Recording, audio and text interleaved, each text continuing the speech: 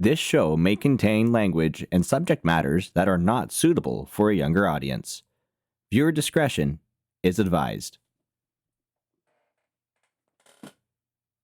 Viewer discretion? This is a podcast. Son of a bitch! Hello and welcome to Weird Careers. I'm your host, E.T. All over the globe, yes, it's round, people get up and go to work. But there are some fun and unusual jobs out there, and I'm here to explore them. Everything from comic book letterers to voice actors and everything in between. So please join me on my journey around the world as I dive deep into these jobs. Please follow me on the socials at Weird Careers Podcast, Instagram, TikTok, and Facebook, and the show itself on Spotify, Apple Podcasts, Amazon Music, and so much more. If you think you have a weird or interesting job, stay tuned to the end of the show and find out how to get a hold of us. On today's episode of Weird Careers, we have Keary, who is a puppet rigger and armature. Keary, welcome to the show. Hey, how you doing, Eric? I'm fantastic. It's great to finally have you on. We've been talking about this for months. It's nice to finally sit down, talk about this. We've got so much to cover here. But before we get into any of that, tell us a little bit about yourself. Well, that's a damn good question. I have always kind of worked on the artsy side of things, with a sort of performance background. I've been in bands, done theater, performance, stuff like that. Nice. And the fact I got diagnosed with autism about 2 years ago. Love it. And that has literally changed everything about my life. Mm-hmm. And certainly all the things I just told you are, genuine, real things. Mm-hmm. But everything's just so much easier to deal with these days. Right? Absolutely. Yeah. Especially now that you've got that, well, for lack of a better term, diagnosis. You have a better understanding of yourself. You've got more resources available to you when you have that ASD diagnosis. That's awesome. I'm so glad that you were able to get that.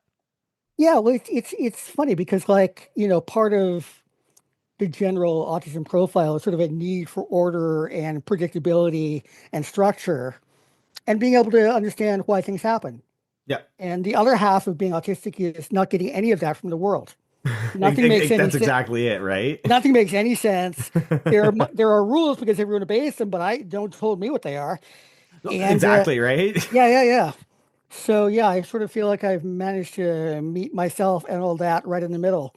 So yeah, I don't know what the next step is, but I just feel so much more comfortable in my own skin. I love that. That's amazing. And that brings us right nicely into what we're talking about today is, what do you do? What is puppet rigging and armaturing? Give me a Reader's Digest synopsis on it.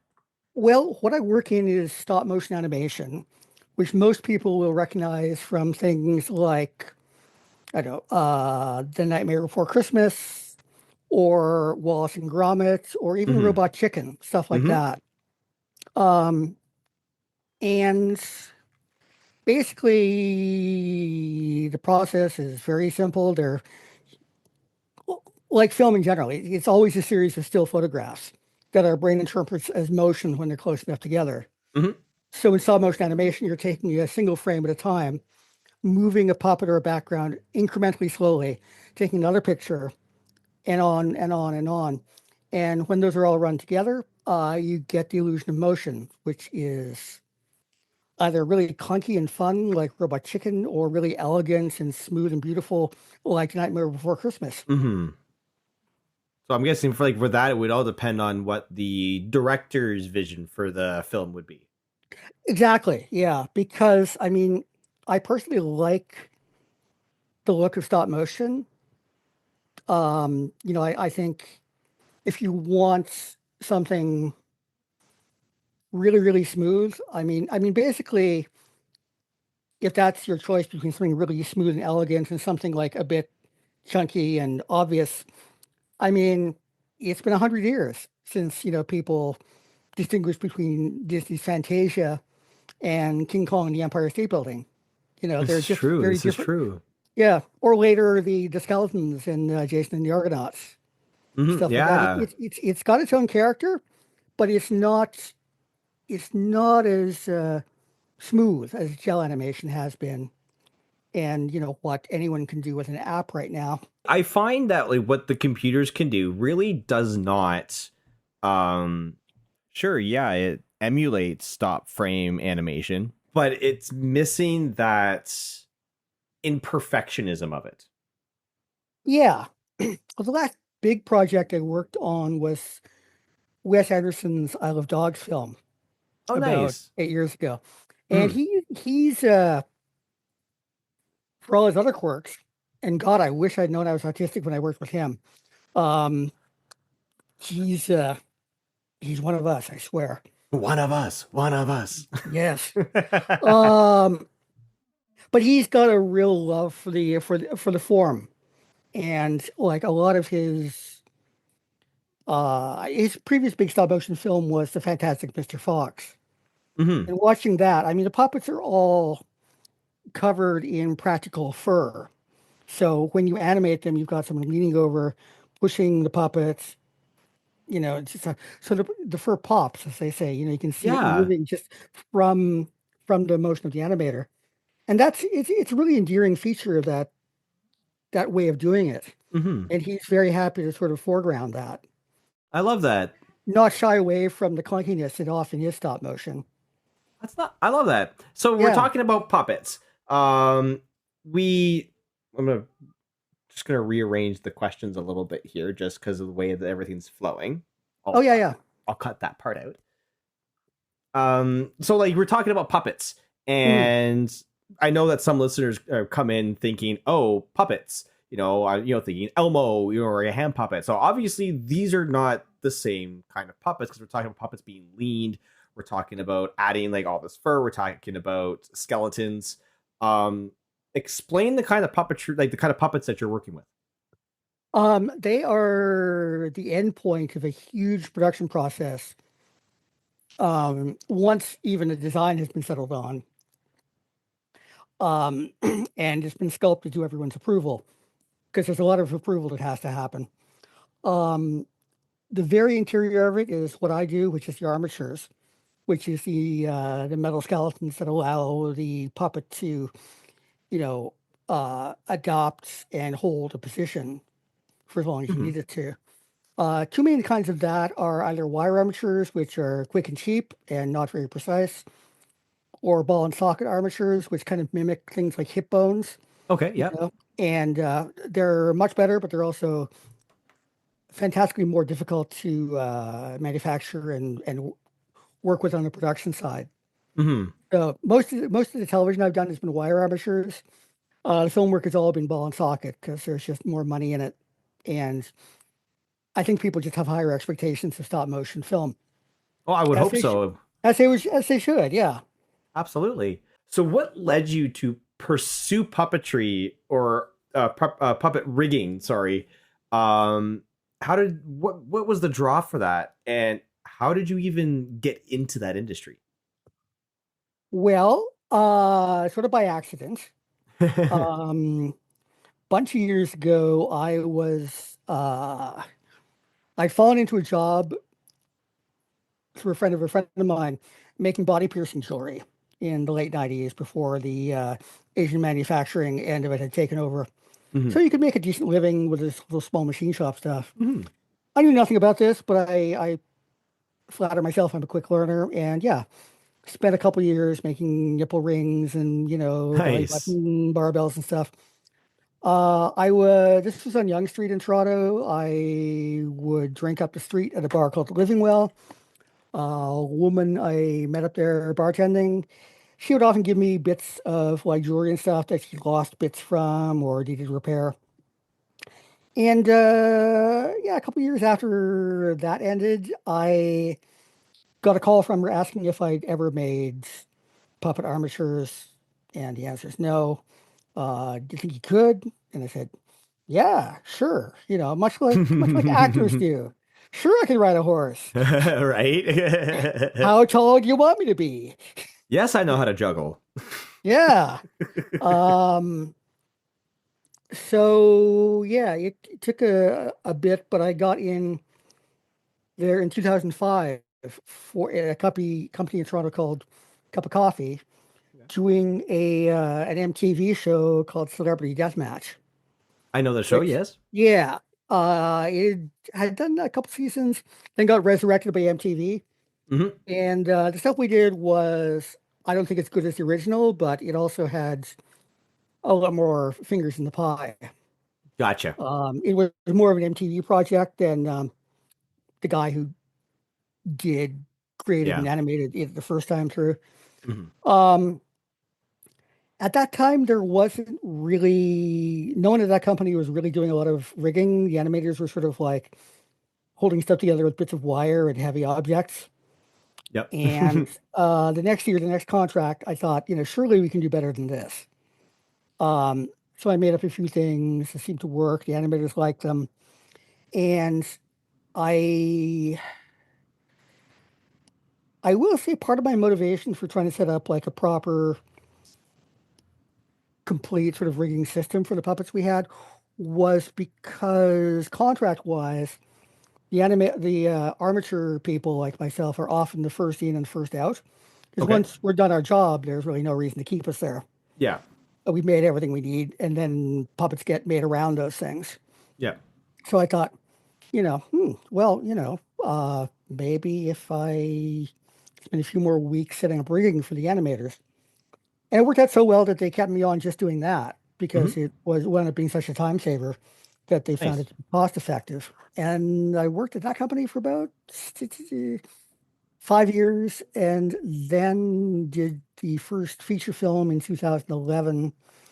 And that was Tim Burton's Frankenweenie project. Oh, very cool. Yeah. How was And that? it was great. I mean, I didn't see Mr. Burton too much because Hmm. this was in London and he was on the far side of the city finishing up Dark Shadows at the time. Yeah. So he was on set over there rather than Hmm. like here. But that's the thing with stop motion is most of the direction comes at the voice record level That would when you're make work sense. Yeah. when you're working with actors Hmm. and the storyboard level because you can work out what you want to be happening in the frame Yeah. and what it's supposed to sound like. And that is really up to the animators to, show you stuff because you can't really be in a room with an animator for 10 days telling him very slowly to make the hand go more like that. You know, it's Right. it's Yeah, it's exactly. it's a different kind of time scale. Hmm. That's interesting. I never would have thought of it that way. It's a much longer, technically, filming process than a typical film would be because you're literally going frame by frame. The other advantage though is that you can have as many copies of your lead characters you want This is true. because you could be filming 20 or 30 scenes with your lead puppet in it, all the same day. Oh, so you could even do like multiple scenes at the same time, like working on multiple scenes at the same time, while and not have to worry about using the same actor be or the one actor being stuck on a set somewhere else. Exactly, because Fascinating. there's always going to be multiples of puppets because things are going to need, some fixing up or Yeah. repair. But there's other ones just because, that's really the only time saving you're ever going to get in that kind of Yeah. filmmaking is being able to shoot the same character 30 times a day. Yeah, no kidding. Absolutely. So you've been talking about working on some smaller projects when you first got into it, on some amateur films, all the way up to working on a major motion picture film with Tim Burton. Um, Yeah, yeah. do eat now these products? Obviously, it's literally, pardon the pun, the bare bones of these projects are the same. Are they various? Are they different enough? Like, is it still exciting, or is it more like a copy paste kind of dealio? Um, it will, I mean, certainly armature building can be a bit repetitive at times, Mm-hmm. especially when one is doing multiples of the same puppet. So you've got to churn out a whole bunch of the same metal parts. For sure. But things like rigging are going to always be different in that every scene across films is going to be slightly different than anything else you've ever done. Mm-hmm. Uh, and the challenge in that is always to try to like leave as little work for the post production people as possible. course. So if there's a way of supporting a puppet or helping it move, or aiding it to get through the shot Mhm. without the rig itself being shown, that's ideal. So you Of want course. to try to put stuff on the dark side of the puppet, so to speak, or hide it out of frame, or any number of things, just because it's polite. It's polite. Yeah. I like that. Well, before we get into the bare bones of it all, we're going to take a moment for you to hit pause, take a pee break, maybe make a coffee, or whatever it is that you need to do. So please don't turn that dial. We'll be right back. Hello, I'm Keary, and I am a professional puppet rigger. And you're listening to Weird Careers with Eric. And welcome back to Weird Careers. We are joined by Keary, who is a puppet rigger and armaturist. Welcome back. Thank you, Eric. How was your break? It was short but sweet. I got some agua and hit the cannabis a little bit, so we're nice and mellow and fresh and ready to keep going. Excellent. I am also refreshed in much the same ways. Fantastic. So let's keep on going. When you started, everything was made by hand. Everything was, like you said, a skill set. Yeah. Look, now everything can be 3D printed. It's something that you can order on Amazon. What else has changed between then and now? Well, that's a good question. I mean, I think to an extent, the changes I've noticed have really had a lot more to do with budget than actual technological progress. Okay. I know that even as far back as Isle of Dogs in 2017, 2018, there was a bunch of stuff that was being 3D printed already at that Yep. point.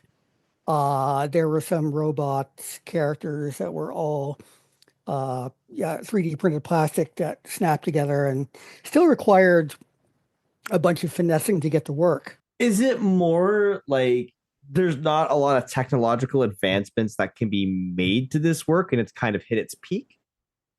I would not say it's hit its peak. Okay. I think there is technology out there that can be used in this, but I don't think people are quite doing it up to its potential at this point. I What mean, a do lot you of think its potential is? What do you see that you don't think other people are seeing? oh, I don't think I'm seeing anything that no one else can see. My God, I'm probably years behind. But I mean, in a sense, there are like way more armature bits out there than there used to be. And Mhm. that's not so much a 3D printing thing, but CNC machining thing. Because Yes. as demand increases, it becomes more and more cost efficient to have machines make stuff even out of metal, which Yes. is, we're not quite there for a lot of 3D printing yet. But I also don't know what the R&D situation is right now with like polymer armatures, because people must be doing this. Hmm. And you can build a polymer that's as strong as steel. So I'm just not sure if there's sort of the monetary or sort of production side impetus to really work with that yet. Oh, interesting. All of that. That's interesting. Yeah, yeah, because there are back in the body piercing days, there when I was working in that, there were basically polymers, plastics like Delrin and stuff like that that are like incredibly machinable, but also are basically indestructible, from what I remember being told. I never tried Hmm. to destroy any, but Hmm. it was you know it was Be worth it. counterproductive. Yeah. But yeah, I mean, it would probably still require finishing because one thing you want in an armature is a smooth bearing surface. Of course. And I haven't seen a lot of stuff coming right out of 3D printing or even molding that's that smooth at the level it would want to be. For sure. So you're probably always going to get like unpaid interns sitting in a room sanding shit with like 10,000 grit sandpaper for weeks Yep. at a time, Hmm. which is how you break into the wonderful world of stop motion animation. How'd you start off? I was a sander. Yep. Yep. There's So, a sorry, go ahead. there's a company in Portland called Leica who have been doing films for probably 15 or 16 years now, all stop motion stuff. That's all they do. Their first big film was Coraline, I think around Okay. 2010, 11. And yeah, I worked with people who worked there, and yeah, there's a standing area full of like rather sad interns that everyone refers to as the sandbox. The sandbox. And Ah, all you want to do when you're there is dream of getting out, doing any other job. right. Because, just for That's how you health and make safety. friends and connections. Is I Yeah, gotta get the yeah. fuck out of here. But I mean, for health and safety reasons, you're gloved up, you're wearing a mask. It's, Yep. it's a lot of bad particulate in the air. Naturally, yes, there would be. Yeah. I can tell you a funny anecdote. Ooh, funny anecdotes. We like those. Well, on my first contracted cup of coffee, when I was obviously feeling confident enough in what I was doing there to get a bit cocky, Yeah. I was sitting there on my desk with a whole bunch of wire armatures. Mhm. And as people do, um, people would sometimes for fun come by and like put them into sort of like sexy poses, as people will do because we're basically all 12-year-olds. Yeah, we are. And it occurred to me that, I wonder if anyone's filmed this. Is there such a thing as like just armature pornography? So I went to my supervisor's desk Yeah. on their computer and looked up armature porn. Pages and pages and pages of Americans who can't spell amateur.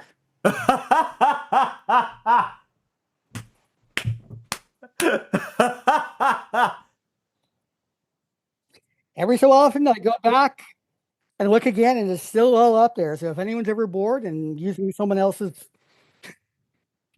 theater, yeah. Armature housewives, armature college girls. Fucking die. Oh boy. So, from your perspective, what is the best thing about being a puppet rigger armaturist? Well, what I like, and of those two jobs, so I prefer rigging just because it is necessarily variable from day to day. Okay. Um, I mean, it's by way of complicated metaphor, it's kind of like, a good HBO series because there are some shots that will stand alone and Yeah. you just go in, make it work, and you never see that again. And Yeah. there's others that are more episodic where you've got reusing sets and you've got similar motion and you can plan well ahead of where you are to see that this Okay. happens here, then we move this rig in here, then this happens here. And it's a good combination of sort of short-term gratification of having done one shot really well very quickly and sort Yeah. of longer term satisfaction with having like a much larger complicated thing all sort of come together to fruition in a way that it is elegant and simple and keeps everybody happy from the animator to the post-production people. And on the other side of that coin, what is the downside of being in this industry? Well, like many creative fields, basically it's a bit of like feast or famine. Yeah. Yeah. Like there hasn't been a huge amount going on that I've been aware of. Really, I mean, things are picking up, but um, not a huge amount of stuff since COVID. So, Fair. you know, um, but there's a lot of people in puppets and stop motion who've got a broader skill base than I do. Yeah. Because if you can like cast foam or silicone, you can work in a whole bunch of other sort of television For and sure. film Absolutely. things. Yeah. I could probably and I've had people suggest this, transition into like prop building pretty easally. There you Because yeah, go. I can use tools and make stuff. And yeah, it's that sort of like you either have, money because you're working on a film or you have time because you're not. But Exactly. you rarely have both at the same time where you can just take off and enjoy the money because you've got a job to come back to. Exactly. Right. I mean, we've had several prop builders on this show. Okay. I'm sure if you looked one of them up, they would be more than happy to listen to what you have to say. Yeah, that's fascinating. I thought I'd been through the channel and I didn't notice that, but I may have been high as well. That's also very possible. Yes, yes. Do you have any tips or advice for people who want to get into the industry?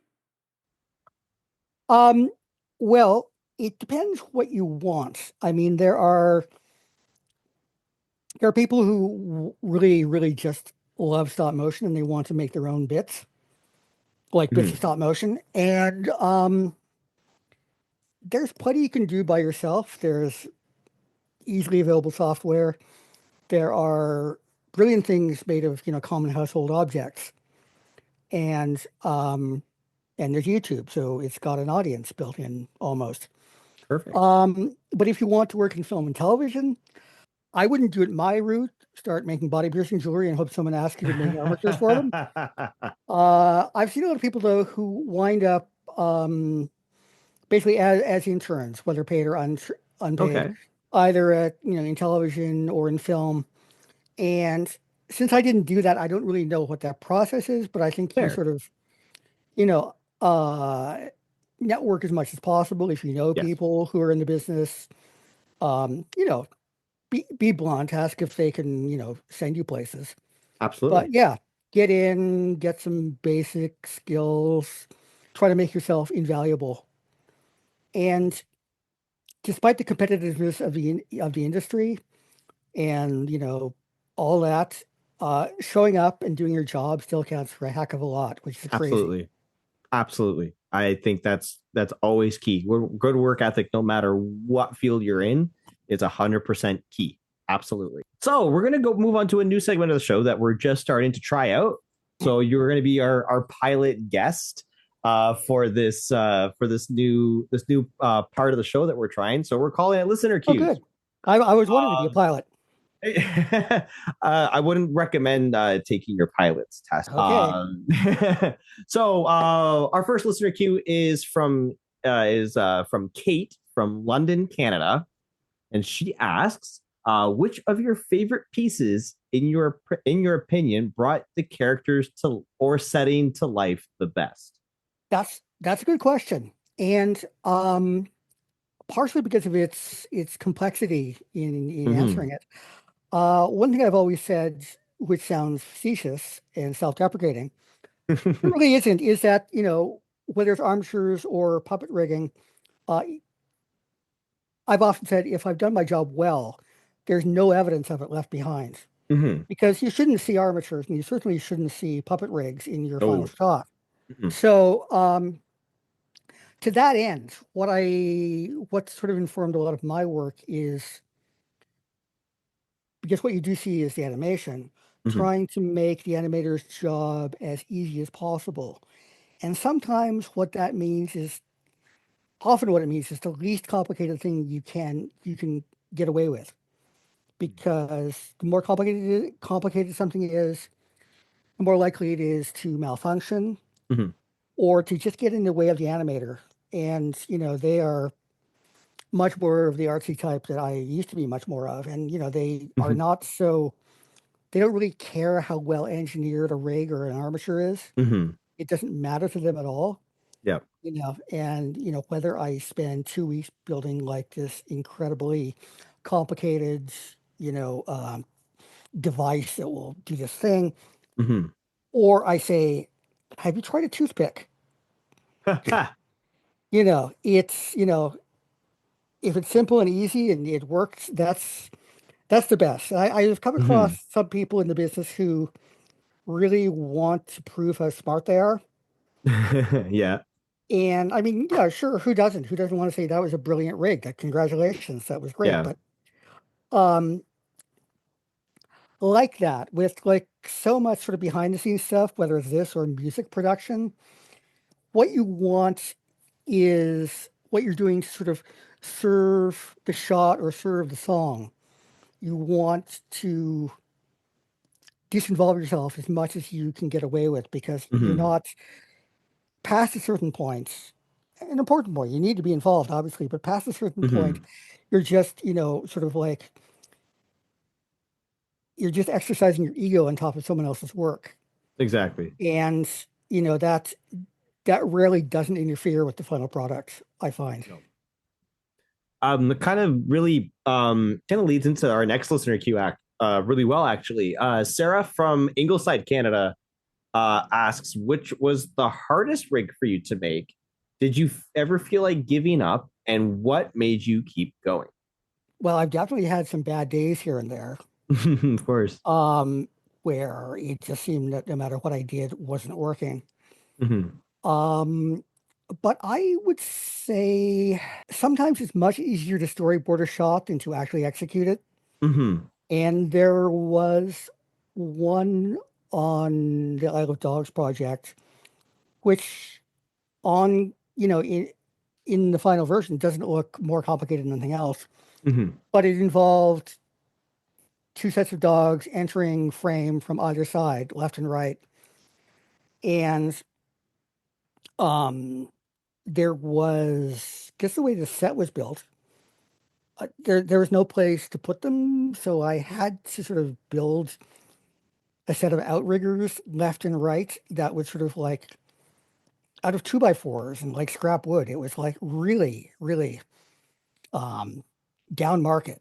A lot of people I know Okay. like it. It worked and the shot worked. I just thought it was like cheap and ugly, but the animator was fine with it. But it just, yeah, clunky and yeah. But you got the But job done.